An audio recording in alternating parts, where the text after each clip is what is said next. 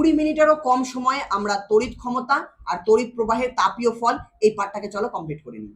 কোনো একটা পরিবাহীর মধ্যে দিয়ে যদি তড়িৎ প্রবাহিত হয়, ওই পরিবাহীটা উত্তপ্ত হয়ে ওঠে বা ওই পরিবাহীতে তাপ উৎপন্ন হয়ে যায়, যেটাকে আমরা তড়িৎ প্রবাহের তাপীয় ফল বলে থাকি। যেমন মোবাইল ঘাটলে মোবাইলের মধ্যে অনেক সময় অনেক বেশি তড়িৎ প্রবাহিত হয় আর মোবাইলটা ধীরে ধীরে গরম হয়ে যায়। অর্থাৎ তড়িৎ প্রবাহিত হলে পরিবাহীতে কিন্তু তাপ উৎপন্ন হয়। এটা কেন হয়? আসলে তড়িতের প্রবাহ মানে মুক্ত ইলেকট্রনের প্রবাহ। তো মুক্ত ইলেকট্রনগুলো যখন কোনো একটা তড়িৎ পরিবাহীর মধ্যে দিয়ে প্রবাহিত হয়, তারা ওই পরিবাহীর মধ্যে থাকা অণুগুলোর সঙ্গে ধাক্কা খায়, ইলেকট্রনগুলো অণুগুলোর সঙ্গে ধাক্কা খায়, আর ওই অণুগুলো কম্পন বিস্তার বেড়ে যায়, অণুগুলো আরো জোরে জোরে কাঁপতে থাকে, অর্থাৎ অণুগুলোর গড় গতি শক্তি বেড়ে যায়। আর অণুগুলোর গড় গতি শক্তি বেড়ে যাওয়া মানে কি? গড় গতি শক্তি বেড়ে যাওয়া মানে উষ্ণতা বেড়ে যাওয়া, আর উষ্ণতা বাড়ে মানেই তাপ তাপ উৎপন্ন হওয়া। এই জন্য কিন্তু তাপ উৎপন্ন হয়। এবার তাপীয় তড়িৎ প্রবাহের তাপীয় ফলের জুলের সূত্র রয়েছে 3টা সূত্র। যে উৎপন্ন তাপ প্রবাহ মাত্রার বর্গের সমানুপাতিক, যখন প্রবাহ মাত্রা সময় আর রোধ স্থির থাকে। হ্যাঁ, উৎপন্ন তাপ রোধের সমানুপাতিক, যখন প্রবাহ মাত্রা আর সময় স্থির থাকে। উৎপন্ন তাপ সময়ের সমানুপাতিক, যখন প্রবাহ মাত্রা আর রোধ দুজনেই স্থির থাকে। এবারে এটা হচ্ছে জুলের 3টে সূত্র। জুলের এই 3টে সূত্রকে যদি আমরা সমন্বয় করে দিই, তাহলে আমরা একটা সমীকরণ পেয়ে যাই। সমন্বয় করলে আমরা পাবো এইচ সমানুপাতিক I square R T, H সমানুপাতিক আই স্কোয়ার আর টি। সমানুপাতিক চিহ্ন উঠিয়ে দিয়ে আমরা যদি সমান সমান লিখি, তাহলে আমাদের একটা 1/j নামক একটা ধ্রুবক নিতে হয়। এখানে জে কে বলা হয় তাপের যান্ত্রিক তুল্যাঙ্ক। এই যান্ত্রিক তুল্যাঙ্কের মান এসআই পদ্ধতিতে 1 হয়ে যায়। এবং উৎপন্ন তাপটাকে যদি আমরা ক্যালোরি এককে ব্যবহার করি, তখন জে এর মান হয়ে যায় 4.2। মানে এই উৎপন্ন তাপটাকে যদি তুমি জুল এককে বের করতে চাও, জুল এককে যদি বের করতে চাও, তখন তোমার এইচ সমান সমান হয়ে যাবে আই স্কোয়ার আর টি, বা এসআই পদ্ধতি যদি বের করতে চাও মানে জে এর মান 1 হয়ে যাবে। এই সমীকরণটাই আবার আমার হয়ে যাবে এইচ সমান সমান I square R T divided by 4.2 calorie হয়ে যাবে। মানে উৎপন্ন তাপকে যদি আমি ক্যালোরি এককে বের করি, তখন জে এর মান 4.2 হয়ে যায়। বেশ, এগুলো আমি বলে দিলাম। এবার তাপের যান্ত্রিক তুল্যাঙ্ক কাকে বলে? তাপের যান্ত্রিক তুল্যাঙ্ক আমরা দেখবো যে এইচ সমান সমান I square R T by J. তাহলে জে এর সংজ্ঞা চেয়েছে, তাহলে জেটাকে বাম দিকে আনো, তাহলে জে সমান সমান I square R T by H, I square R T by H. আমরা কি বলবো? একক রোধের কোনো একটা পরিবাহীর মধ্যে দিয়ে একক সময়ে যদি একক পরিমাণ তড়িৎ প্রবাহিত হয়, তাহলে ওই পরিবাহীতে উৎপন্ন তাপের অনন্যকেই বলা হয় তাপের যান্ত্রিক তুল্যাঙ্ক। হ্যাঁ, যদি বলে কার্য শক্তির ধারণা থেকে তুমি তোমার তাপীয় ফল সংক্রান্ত জুলের সূত্রটা প্রতিষ্ঠা করো, তখন আমরা সিম্পলি কি করবো? একটা ছবি আঁকবো। এইভাবে আমি পাশে ছবি আঁকছি, এরকম একটা ছবি আঁকবো, এরকম একটা ছবি এঁকে দাও, একটা রোদ এঁকে দাও। বেশ, মানে একটা তড়িৎ কোষ রয়েছে যার দুই প্রান্তের বিভব পার্থক্য ধরো ভি, বা একটা রোধ আর রয়েছে যেই রোধের দুই প্রান্তের বিভব পার্থক্য হচ্ছে ভি। এটা ধরো এ প্রান্ত, এটা ধরো বি প্রান্ত। এর মধ্যে ধরো আই পরিমাণ কারেন্ট যাচ্ছে।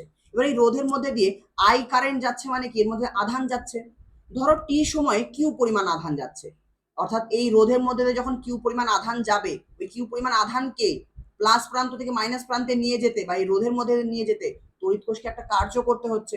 যে পরিমাণ কার্য করবে সেটাই শক্তিতে রূপান্তরিত হবে, তাপ শক্তিতে রূপান্তরিত হবে। হ্যাঁ, তাহলে যদি বলি কিউ পরিমাণ আধানকে, আচ্ছা আমি কি বলতে পারি কিউ পরিমাণ আধান সমান সমান আইটি? হ্যাঁ, কিউ সমান সমান আইটি আমরা জানি। এবার ওই কিউ পরিমাণ আধানকে যদি ওই রোধের এক প্রান্ত থেকে আরেক প্রান্তে নিয়ে যেতে হয়, সেক্ষেত্রে কৃতকার্য কি হবে? কোষ দ্বারা কৃতকার্য ডাব্লিউ সমান সমান হয়ে যাবে কিউবি, ডাব্লিউ সমান সমান কিউবি।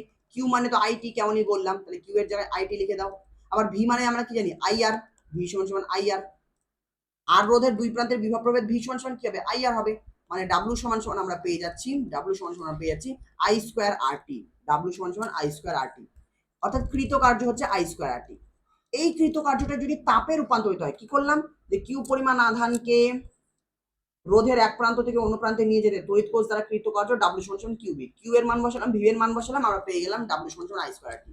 এই ডাব্লিউ পরিমাণ কার্য যদি তাপে রূপান্তরিত হয়, তাহলে রূপান্তরিত তাপ এইচ সমান সমান হবে ডাব্লিউ বাই জে, মানে I square R T by J, I square R T by J আমার প্রমাণিত হয়ে গেল। ব্যাস, সিজিএস পদ্ধতিতে হয়ে যাবে এইচ সমান সমান আই স্কোয়ার আর টি, কারণ জে এর মান 1। সরি, এসআই পদ্ধতিতে যখন উৎপন্ন তাপটাকে জুল এককে ব্যবহার করব, উৎপন্ন তাপটাকে যদি আমরা ক্যালোরি এককে ব্যবহার করি, তখন জে এর মান হয়ে যাবে 4.2 প্লাস আগের মতোই। হ্যাঁ, আমরা জানি কি এইচ সমান সমান, আমি পরের পেজে আমরা একটা আলাদা পেজ নিয়ে লিখি। আমরা কি জানি? এইচ সমান সমান I square R T, I square R T. আবার আই সমান সমান ভি বাই আর, তাহলে এইচ সমান সমান আমি লিখতে পারি আই এর জায়গায় ভি বাই আর লিখে দিলাম, ভি বাই আর এর স্কোয়ার আর টি। পরের লাইনে কি লিখতে পারি? V square by R square into R T, R দিয়ে আর স্কোয়ারকে কেটে দিলাম, তাহলে V square by R into T, H সমান সমান। হ্যাঁ, তাহলে এই ক্ষেত্রে আমরা উৎপন্ন তাপের এটা একটা সমীকরণ পেলাম, এটা একটা সমীকরণ পেলাম। তোমাকে যদি বলে কোনো পরিবাহীর মধ্যে দিয়ে প্রবাহ মাত্রা যদি 3 গুণ করে দিই, মানে আই স্কোয়ার আছে, আই এর মানকে যদি তুমি 3i করে দাও, তাহলে 3i যদি করে দাও তাহলে 3i স্কোয়ার হয়ে যাবে, মানে 9i স্কোয়ার আর টি হয়ে যাবে, 9i স্কোয়ার আর টি হয়ে যাবে। হ্যাঁ, ওটাই বলবে যে যদি প্রবাহ মাত্রাকে 3 গুণ করে দেওয়া হয় তাহলে 3 স্কোয়ার হয়ে যাবে, 3 3 9, তাহলে উৎপন্ন তাপ 9 গুণ হয়ে যাবে। যদি বলে কোনো পরিবাহীর দুই প্রান্তের বিভব প্রভেদ যদি দ্বিগুণ করে দেওয়া হয়, তাহলে ভি স্কোয়ার আছে, দ্বিগুণ করে দাও, 2 2 4, তাহলে 4 স্কোয়ার হয়ে যাবে, মানে 4 গুণ হয়ে যাবে উৎপন্ন তাপ। তো বলবে উৎপন্ন তাপ কতখানি পরিবর্তিত হবে, আমরা এইভাবেই সূত্রতে উত্তরটা দিতে পারবো। আমার কাছে সমান দৈর্ঘ্যের দুটো তার আছে, একটা সরু তার, একটা মোটা তার। মোটা তারে রোধ কম, তাই কম তাপ উৎপন্ন হবে। চিকন তার বা সরু তারে রোধ বেশি, তাই বেশি তাপ উৎপন্ন হবে। একটা লম্বা তার আছে, একটা ছোট তার আছে। লম্বা তারে রোধ বেশি, তাই বেশি তাপ উৎপন্ন হবে লম্বা তারে। ছোট তারে রোধ কম, তাই কম তাপ উৎপন্ন হবে। এগুলো ছোটখাটো প্রশ্ন জিজ্ঞেস করে। এসি কারেন্ট আর ডিসি কারেন্ট দুটোর ক্ষেত্রে তাপ উৎপন্ন হয়। একটা বৈদ্যুতিক বাল্বের মধ্যে যে ফিলামেন্ট থাকে সেটা টাংস্টেন ধাতুতে তৈরি করা হয়। কেন টাংস্টেন ধাতুতে তৈরি করা হয়? কারণ টাংস্টেন ধাতুর রোধাঙ্ক অনেক বেশি, টাংস্টেন ধাতুর রোধাঙ্ক বা রোধ অনেক বেশি হয় এবং এর গলনাঙ্ক অনেক বেশি হয়। রোধাঙ্ক বেশির জন্য টাংস্টেন ধাতুর মধ্যে দিয়ে তাপ তড়িৎ প্রবাহিত হলে সেটা গরম হয়ে গিয়ে আলো দিতে থাকে। কেমন? সেটা শ্বেত তপ্ত হয়ে গিয়ে অনেক বেশি উত্তপ্ত হয়ে গিয়ে তোমার আলো দিতে থাকে, এই জন্য এটা ব্যবহার করা হয়। আবার টাংস্টেনের গলনাঙ্ক অনেক বেশি হয়, মানে অনেক বেশি উষ্ণতা তৈরি হলেও এটা সহজে গলে যায় না। টাংস্টেন এমন একটা ধাতু যে এটা দিয়ে অনেক সরু আর লম্বা তার তৈরি করা যায়। তো তার টাংস্টেন ধাতুতে যদি আমরা লম্বা তার বানাই তার রোধ বেশি হয়ে যাবে, সরু তার যদি বানাই তার রোধ বেশি হয়ে যাবে। এবার ওই লম্বা সরু তার দিয়ে যদি সেটাকে পেঁচিয়ে পেঁচিয়ে আমি একটা স্প্রিং এর মতো ফিলামেন্ট তৈরি করি, সেই ফিলামেন্টের রোধ অনেক বেশি হবে। হ্যাঁ, বা টাংস্টেনের রোধাঙ্ক এমনিতে বেশি, যার ফলে রোধ বেশি হওয়ার জন্য অনেক বেশি তাপ উৎপন্ন হবে। এইচ সমান সমান কি আমরা জানি, আই স্কোয়ার আর টি। যত রোধ বেশি হবে উৎপন্ন তাপ তত বেশি হবে, যার ফলে অনেক বেশি তাপ উৎপন্ন হয়ে গিয়ে প্রায় 2500 ডিগ্রি সেলসিয়াস উষ্ণতায় টাংস্টেন কি করে, শ্বেত তপ্ত হয়ে গিয়ে আলো বিকিরণ করে। এই জন্য টাংস্টেন ধাতু ব্যবহার করা হয়। এই যে ভাস্বর বাতিগুলো রয়েছে, এই বাতির ভেতরে একটা গ্যাস ব্যবহার করা হয়, নিষ্ক্রিয় গ্যাস আর্গন বা নাইট্রোজেন গ্যাস ব্যবহার করা হয়। কেন নাইট্রোজেন গ্যাস বা নিষ্ক্রিয় গ্যাস ব্যবহার করা হয়? এর কারণ হচ্ছে যদি এর ভেতরে শুধুমাত্র বায়ু ভরে রাখা হয়, এটাকে বায়ু শূন্য বা বায়ুপূর্ণ করা হয় না। বায়ু শূন্য কেন করা হয় না? যদি এই বাল্বের ভেতরে কোনো বায়ু না থাকে বা যদি এটাকে বায়ু শূন্য রাখা হয়, তাহলে ফিলামেন্ট যেটা থাকে সেটা বাষ্পীভূত হয়ে পুড়ে যায়। যদি এটা বাষ্পীভূত হয়ে যায় তাহলে বাষ্পীভূত হয়ে গিয়ে কি করে, তোমার ক্ষয়প্রাপ্ত হয়ে ফেটে যায় ফিলামেন্টটা। আবার কি হয়, এই কাচের গায়ে একটা ঘোলা আস্তরণ ফেলে দেয়, যেমন একটা আস্তরণ তৈরি করে দেয়, যার ফলে কাচ আর লাইটের স্বচ্ছতা কমে যায়। আবার এর ভেতরটা যদি বায়ু পূর্ণ করে দেওয়া হয়, তাহলে বায়ুর মধ্যে অক্সিজেন আছে, বায়ুর অক্সিজেন অনেক বেশি উষ্ণতাতে ওই টাংস্টেন ধাতুর সঙ্গে বিক্রিয়া করে ধাতুর অক্সাইড তৈরি করে দেয়, যার ফলে টাংস্টেন ধাতুর কার্যক্ষমতা কমে যায়। এই জন্য আমরা কি করি, এর ভেতরে এমন একটা বাতাসকে রাখি, যেমন আর্গন গ্যাস নিষ্ক্রিয় গ্যাস, নাইট্রোজেনও নিষ্ক্রিয় গ্যাস, এমন একটা গ্যাসকে রাখি যারা এই ফিলামেন্টের সঙ্গে বিক্রিয়া করবে না আর ফিলামেন্টটা সহজে বাষ্পীভূত হবে না। এই জন্য আমরা নাইট্রোজেন গ্যাস বা নিষ্ক্রিয় গ্যাস ব্যবহার করে থাকি। আচ্ছা, আমরা নাইক্রোম এমন একটা তার, নাইক্রোম হচ্ছে এমন একটা তার, নাইক্রোম নামের মধ্যে আছে নিকেল আর ক্রোমিয়াম, তাহলে নাইক্রোম হচ্ছে নিকেল ক্রোমিয়াম আর লোহা দিয়ে তৈরি একটা সংকর ধাতু। এই নাইক্রোম তারের কি হয়, রোধাঙ্ক অনেক বেশি হয়, যার ফলে এর মধ্যে যখন কারেন্ট যাবে এটা সহজেই উত্তপ্ত হয়ে অনেক বেশি তাপ উৎপন্ন করে। আর এর গলনাঙ্ক বেশি হয়, এর কি হয়, গলনাঙ্ক বেশি হয়, যার ফলে এটা সহজে গলে যায় না। এই নাইক্রোম তারকে আমরা কি করি, বিভিন্ন বৈদ্যুতিক যন্ত্রপাতি, যেমন যে বৈদ্যুতিক ইস্ত্রি আছে, এই বৈদ্যুতিক ইস্ত্রির মধ্যে কি হয়, একটা ত্রিভুজাকৃতির কাঠামের মধ্যে এই নাইক্রোম তারটাকে জড়িয়ে রাখা হয় এবং এই নাইক্রোম তারের ওপরে এবং নিচে দুটো অভ্রের পাত দিয়ে এটাকে তোমার অন্তরিত করে দেওয়া হয়। নাইক্রোম তারের রোধাঙ্ক বেশি এবং গলনাঙ্ক বেশি, যার ফলে অনেক বেশি তাপ উৎপন্ন হয় নাইক্রোম তার থেকে এবং সেটি সহজে গলে যায় না। এই জন্য বৈদ্যুতিক ইস্ত্রির মধ্যে নাইক্রোম তারের কুণ্ডলী ব্যবহার করে ওই ইস্ত্রির সাহায্যে আমরা জামা কাপড় আয়রন করতে পারি। আবার যে বৈদ্যুতিক হিটার রয়েছে, সেই হিটারের মধ্যে কি করা হয়, একটা তোমার কি বলে এটাকে, ফায়ার ক্লে তৈরি, একটা গোলাকৃতি একটা চাকতি থাকে ফায়ার ক্লে দ্বারা তৈরি। ওই ফায়ার ক্লের মধ্যে অনেক একটা খাঁজ কাটা থাকে, ফায়ার ক্লে দ্বারা তৈরি, ফায়ার ক্লে নির্মিত একটা খাঁজ কাটা গোল চাকতি থাকে। এই চাকতির মধ্যে নাইক্রোম তারটাকে পেঁচিয়ে পেঁচিয়ে রাখা হয়, এই চাকতির মধ্যে নাইক্রোম তারটাকে পেঁচিয়ে পেঁচিয়ে রাখা হয়। এই নাইক্রোম তার কি করে, রোধাঙ্ক বেশি, মানে রোধ বেশি, যার ফলে অনেক বেশি উত্তপ্ত হয়ে তাপ দেয়। আবার গলনাঙ্ক বেশি, যার ফলে সহজে গলে যায় না। হিটারের মধ্যে এটা ব্যবহার করা হয়। বৈদ্যুতিক হিটারের উপরে একটা পোর্সেলিনের পাটাতন ব্যবহার করা হয়, এটা একটু মাথায় রাখবে। এর উপরে রান্নার সামগ্রী, কড়াই টড়াই বসে আমরা রান্না করি, ব্যাস, আর কিছু জানাতে হবে না। শর্ট সার্কিট কাকে বলে, কোনো একটা বিপরীতধর্মী তড়িতের দুটো লাইন, মানে লাইভ তার আর নিউট্রাল তারকে যদি আমরা কানেক্ট করে দিই, বিপরীতধর্মী তড়িতের দুটো লাইনকে অর্থাৎ পজিটিভ ও নেগেটিভকে আমরা সরাসরি যদি খুব কম রোধ দিয়ে যুক্ত করে দিই, বা একটা তড়িৎ কোষের দুটো মেরুকে প্লাস প্রান্ত আর মাইনাস প্রান্তকে খুব কম রোধের মাধ্যমে যদি যুক্ত করে দিই, তাহলে অনেক বেশি তাপ উৎপন্ন হবে, কারণ সেক্ষেত্রে অনেক বেশি তড়িৎ প্রবাহ মাত্রা হবে, এবং সেটাকে আমরা শর্ট সার্কিট বলে থাকি। কেমন? মানে প্লাস প্রান্ত আর মাইনাস প্রান্তকে যুক্ত করে দিলে সেটাকে শর্ট সার্কিট বলি। তড়িৎ ক্ষমতা কাকে বলে? সময়ের সাপেক্ষে কোনো বৈদ্যুতিক যন্ত্রে কার্য করার হারকেই তড়িৎ ক্ষমতা বলা হয়, বা সময়ের সাপেক্ষে কোনো তড়িৎ যন্ত্রের শক্তি খরচ করার হারকেই বলা হয় তড়িৎ ক্ষমতা। মানে তড়িৎ ক্ষমতা P = W/T, অর্থাৎ এর একক হবে জুল পার সেকেন্ড। এই জুল পার সেকেন্ডকে আরেকটা নাম দেওয়া হয় ওয়াট। এটাকে কি বলা হয়? ওয়াটও বলা হয়, W তে লেখা হয় ওয়াট। পরীক্ষা বলবে কোন একটা বৈদ্যুতিক যন্ত্রের গায়ে লেখা আছে 10 ওয়াট। 10 ওয়াটের একটা বৈদ্যুতিক বাতি, এর মানে কি? মানে এই বৈদ্যুতিক বাতিটা 1 সেকেন্ডে 10 জুল তড়িৎ শক্তি খরচ করে। 10 ওয়াট মানে কি? 1 সেকেন্ডে 10 জুল তড়িৎ শক্তি খরচ করে। এটা হচ্ছে তড়িৎ ক্ষমতা। তড়িৎ ক্ষমতার আমাদের এগুলো বলে দিলাম। একক, এসআই একক কি? জুল পার সেকেন্ড বা ওয়াট। এটাকে কি বলা হয়? ওয়াট বলা হয়। 1 ওয়াট মানে কি? 1 ওয়াট। তড়িৎ ক্ষমতা 1 ওয়াট মানে কি? 1 ওয়াট সমান সমান, বা P সমান কেবল কি বললাম? W/T। তাহলে 1 ওয়াট মানে কি? 1 জুল পার 1 সেকেন্ড, মানে 1 সেকেন্ডে 1 জুল তড়িৎ শক্তি খরচ করে, এর মানে হলো 1 ওয়াট। এখানে মাথায় রাখতে হবে P সমান W/T হয়, আবার P সমান V স্কয়ার, P সমান VI হয়, P সমান VI হয়, P সমান I স্কয়ার R হয়, P সমান V স্কয়ার বাই T ও হয়, P সমান V স্কয়ার বাই R ও হয়, T নয়, V স্কয়ার বাই R ও হয়। এগুলো হচ্ছে তড়িৎ ক্ষমতা বের করার অনেক সূত্র, সমস্ত কিছু বোঝানো আছে আমাদের ডিটেলস ক্লাসে, এবং ওয়ান শট ক্লাসে বোঝানো আছে। বেশ, তড়িৎ শক্তির এসআই একক হচ্ছে জুল। তড়িৎ শক্তি পরিমাপ করার ব্যবহারিক একক হচ্ছে ওয়াট ঘন্টা বা কিলোওয়াট ঘন্টা। কিলোওয়াট ঘন্টাকে বিওটি বলা হয়। আমাদের বাড়িতে যে ইলেকট্রিকের বিল আসে, বিদ্যুৎ বিল আসে, সেটা বিওটি এককে বা কিলোওয়াট ঘন্টা এককে আসে। কিলোওয়াট ঘন্টা আর কিলোওয়াট ওয়াট এগুলো কিসের একক? তড়িৎ শক্তির একক। হ্যাঁ, ওয়াট ঘন্টা কাকে বলে? 1 ওয়াট ঘন্টা কাকে বলে? 1 ওয়াট তড়িৎ ক্ষমতার কোনো একটা বৈদ্যুতিক যন্ত্র যদি 1 ঘন্টা ধরে চলে, তাহলে যে পরিমাণ তড়িৎ শক্তি খরচ করে তাকে 1 ওয়াট ঘন্টা বলি। 1 কিলোওয়াট ঘন্টা কাকে বলে, বা 1 বিওটি কাকে বলে?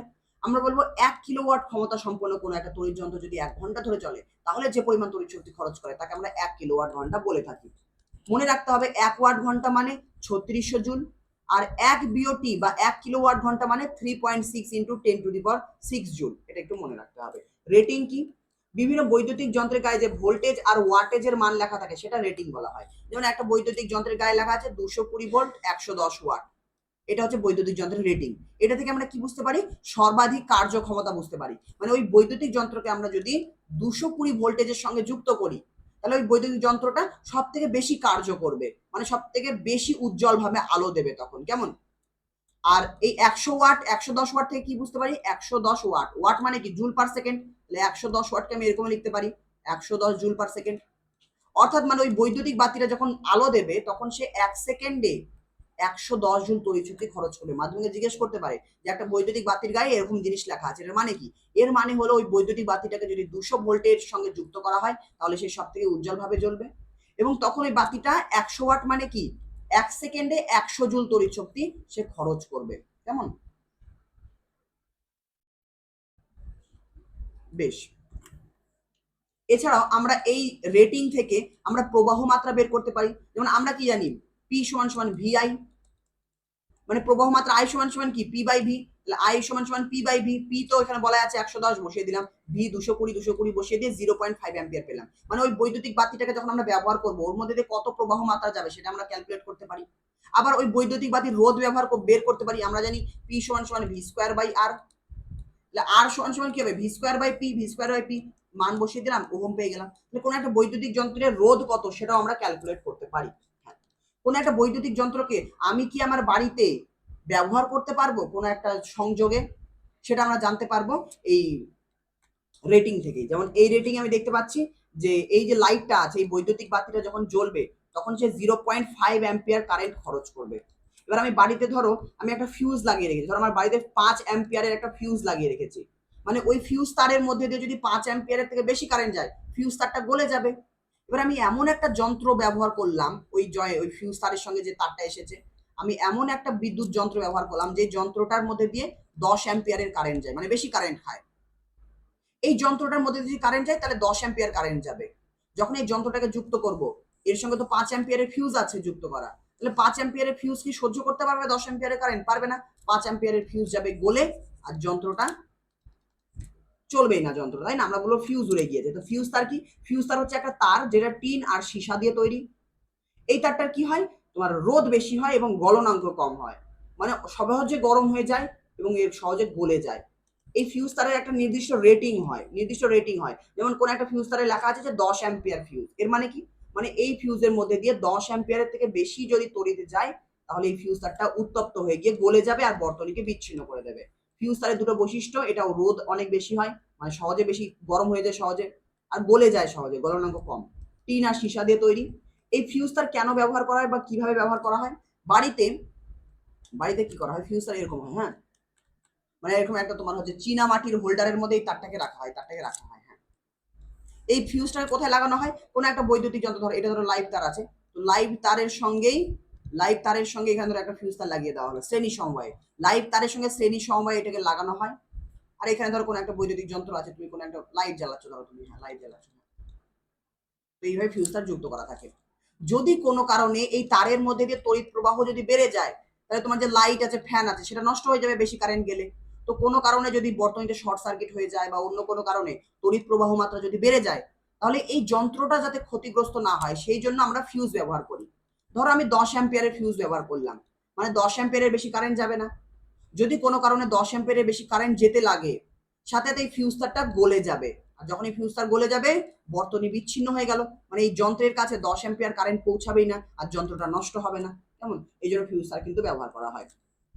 বেশ, এখানে বর্তমানে ফিউজ তারের বদলে এমসিবি ব্যবহার করা হয়, miniature circuit breaker.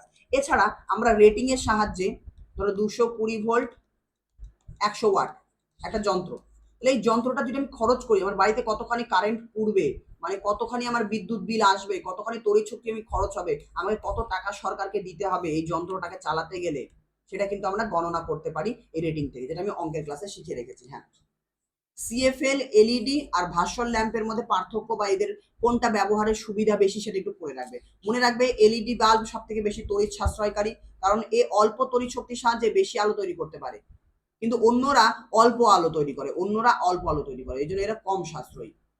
LED bulb অনেক বেশি দিন চলে, মানে জীবনকাল বেশি। সিএফএল এর একটু কম, ভাস্বর ল্যাম্পের আর একটু কম। আচ্ছা, এগুলো কি জিনিস এটা একটু নিজে বলে দিই, চলো। ভাস্বর ল্যাম্পের মধ্যে কি হয়, টাংস্টেনের একটা ফিলামেন্ট থাকে, ফিলামেন্টটা গরম হয়ে গিয়ে আলো দেয়। সিএফএল বাল্বের মধ্যে একটা বাঁকানো কাচের নল থাকে, যার ভিতরে পারদ বাষ্প থাকে, সেখান থেকে আলো উৎপন্ন হয়। আর এলইডি বাল্ব আসলে কি, লাইট এমিটিং ডায়োড, এটা আসলে একটা ডায়োড হয়। এটা কি হয়, এটা একটা ডায়োড। কিসের তৈরি ডায়োড? গ্যালিয়াম আর্সেনাইড আর গ্যালিয়াম ফসফাইডে তৈরি একটা ডায়োড হয়, এর মধ্যে দিয়ে যদি তড়িৎ প্রবাহিত হয়, এটা তাহলে আলো বের করতে থাকে, মানে এর মধ্যে দিয়ে আলো বেরোতে থাকে। হ্যাঁ, একটা নির্দিষ্ট লুমেন আলো তৈরি করতে হয়। লুমেন কিসের একক? আলোর পরিমাণের একক, মানে কোনো একটা বাতি থেকে কতখানি আলো তৈরি হচ্ছে সেটাকে লুমেন এককে ব্যবহার করা হয়। তো আমি যদি 800 লুমেন আলো তৈরি করতে চাই, তাহলে আমি মাত্র 6 থেকে 8 ওয়াটের এলইডি ব্যবহার করলেই হয়ে যাবে, মানে অল্প ওয়াটের বাল্ব দিয়ে কিন্তু এলইডি বাল্ব দিয়ে অনেক বেশি আলো তৈরি করা যায়।